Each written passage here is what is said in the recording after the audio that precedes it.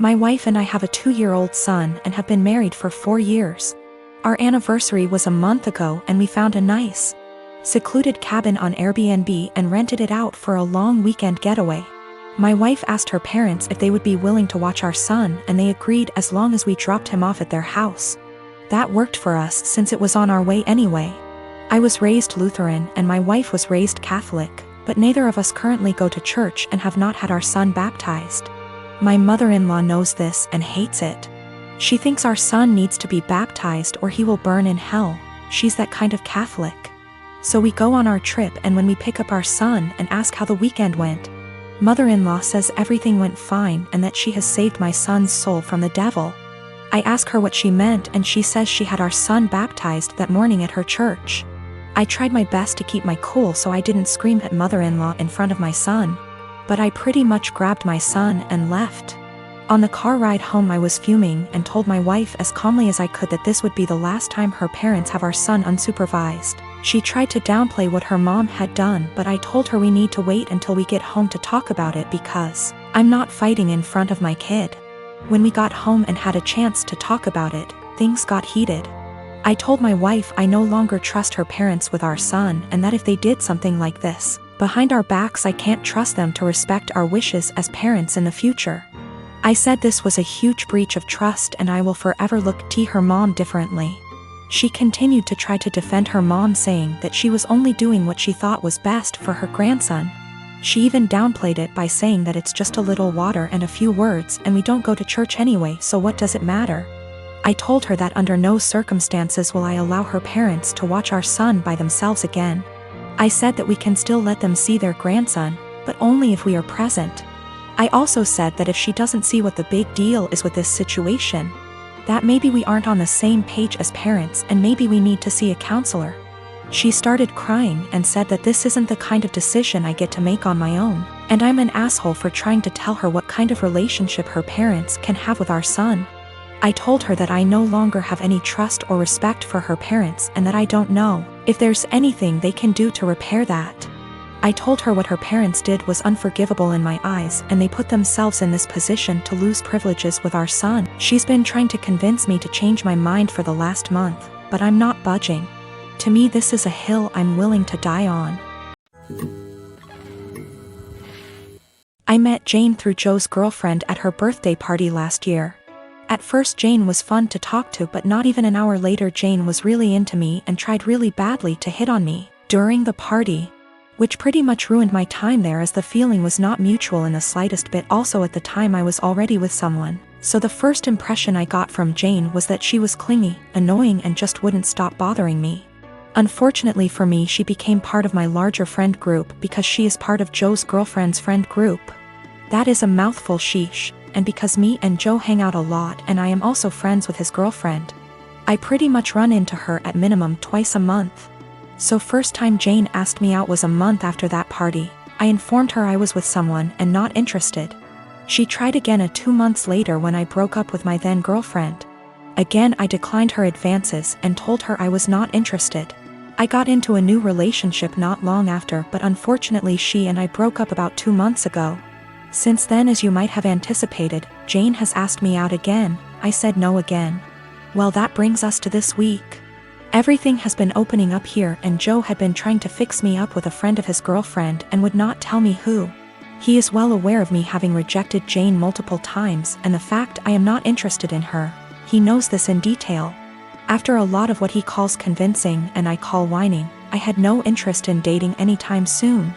I relented and decided to agree to this double date idea of his. We agree on meeting at Joe's apartment and lo and behold, Joe, his girlfriend and Jane are occupying the dinner table, obviously intending for my date to be Jane. I honestly just got so goddamn angry that I couldn't even get a single word out, turned around and left. I have been bombarded with texts and calls about how much of a douche I am and how terribly I hurt Jane and so on, and I am just like, I literally rejected her like 3 times. I am not interested in her. You knew that. Your girlfriend knew that. Our entire friend group has a running joke about obsessive Jane FFS, so literally everyone knows it. I recently got married to Matt. Matt has a stepsister, Tiffany.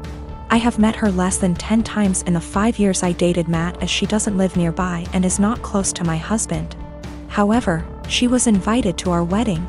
I should mention that Tiffany is very attractive.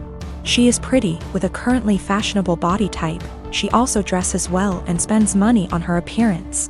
This is well known, and even though I've only met her a few times, whenever she is brought up by my in-laws, she always mentioned as being very invested in her image. I don't begrudge her this at all. The ceremony went fine, but afterwards, while my in-laws were congratulating me, my father-in-law commented that I looked beautiful, and in the next breath mentioned Tiffany did, too. His wife caught his eye and shook her head, but I ignored it. When Tiffany came over to say congratulations, she looked stunning. Her dress was beautiful and fitted her perfectly, her hair and makeup looked like they'd been done professionally. And she was wearing a pair of obviously designer shoes. Her outfit was totally appropriate for the event. But I was still weirdly upset by how she looked and immediately felt self-conscious next to her.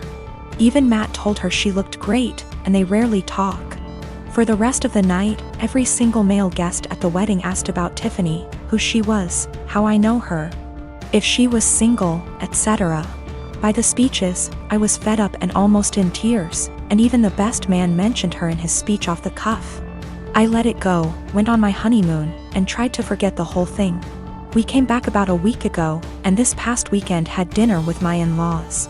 Tiffany was visiting, and we learned that she had got engaged. She showed us her comically large ring and said she was planning to have the wedding next year and that it would be a black tie event. Before I could stop myself, I jokingly said that I was pretty sure I'd already been to her wedding. I was the one in the white dress. She asked what I meant, and I thought there was no point in lying, so I just admitted I felt she upstaged me at my wedding. She laughed and said, "You can't upstage a bride." I asked if I could wear white to her wedding then, and she shrugged and said, "If you think it'll help." She then apologized if I felt her outfit was inappropriate. My in-laws moved the conversation on, and we went on with dinner. When we got home, my husband blew up on me, saying I embarrassed him by being petty and jealous of Tiffany. He said he doesn't even like her, but even he knows she can't do anything about what she looks like or the clothes she can afford. And I made myself look bitter and childish, and him by association. I admit it wasn't my best moment. But I thought he would at least understand how I felt given that he heard everyone's comments that night. He's demanding I apologize to Tiffany and his parents, but I don't think I said anything that heinous. I have been with my fiancé for 2 years. We are both 37 years old. We're getting married soon. I've only met her family a couple of times. My daughter, Judy, 16 years old, has never met them till very recently, where they hosted dinner to celebrate 4th of July, and that's when they met her for the first time. Judy has a visible burn scar on her forehead. It was due to an accident she was in when she was 9. She used to be incredibly insecure about it, to the point where I was forced to homeschool her, and it was hard trying to deal with and navigate through this rough time. Now she's doing a lot better, though some comments can really cause her to become stressed out and anxious. My fiancé knows all that and respects it. Before we went to her parents' house, I asked her to tell them about Judy and her struggle, and get to try and not say anything negative about it or possibly mention it. She said she would guarantee no one will say anything. We got to the event and they talked to Judy, and she slowly warmed up to them. Everything was going well till I was dinner time. My FMIL looked at Judy while she was eating and pointed at her scar, basically asking questions about it, which made Judy lose her appetite and start to get uncomfortable. I kept sending my fiancé and her mom signs to knock it off, but to no avail. Finally, FMIL then brought up the wedding and asked my fiancé if it'd be possible to Photoshop the scar out of any wedding photos that will have Judy in them, just in case they distract viewers. I was dumbfounded. Fiancé said nothing, just stared casually while nodding. I looked at Judy and it was clear this got to her. I leaned closer and asked if she was feeling uncomfortable and that we could leave if the answer was yes. She took her time, then nodded and said, "Yes, I'm feeling uncomfortable right now." I got up and told her to get ready cause we were leaving. My fiancé, her mom and the family started insisting we finish dinner and stay, but I refused. I took Judy and got in the car and left before even talking to my fiancé. Obviously, she was pissed. She called and was angry, talking about how I disrespected her parents by taking Judy and leaving in the middle of dinner and not even saying goodbye. I told her that Judy was feeling uncomfortable with Mills' comments and questions. She said Judy overreacted and is in need to go back to therapy if a simple mention of her scar caused her to react that way. I got tired of arguing and asked her to give us some time, but she went on me and said that I have no respect for her and her family, and that what I did was irrational, and now she won't speak to me till I clear things up with her family, after ruining their celebratory dinner.